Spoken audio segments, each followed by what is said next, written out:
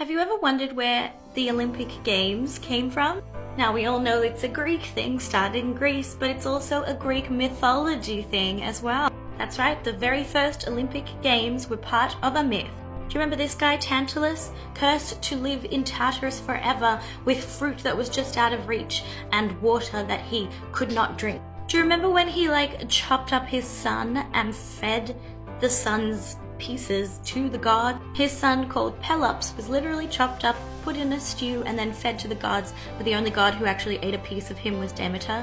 Anyway, one of the fates put all of Pélops' body parts together and resurrected him magically. And because his father was obviously unfit to be a father, the Olympian gods kind of adopted Pélops and let him live on Mount Olympus with them.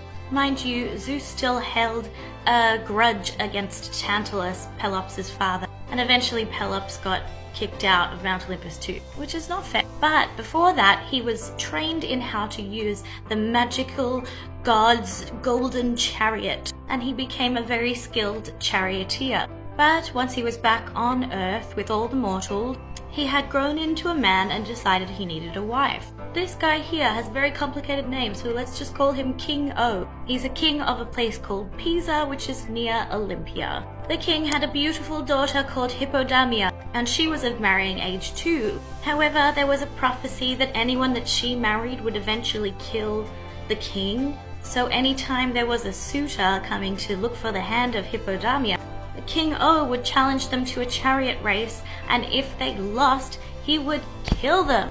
This meant that King O killed 18 potential suitors.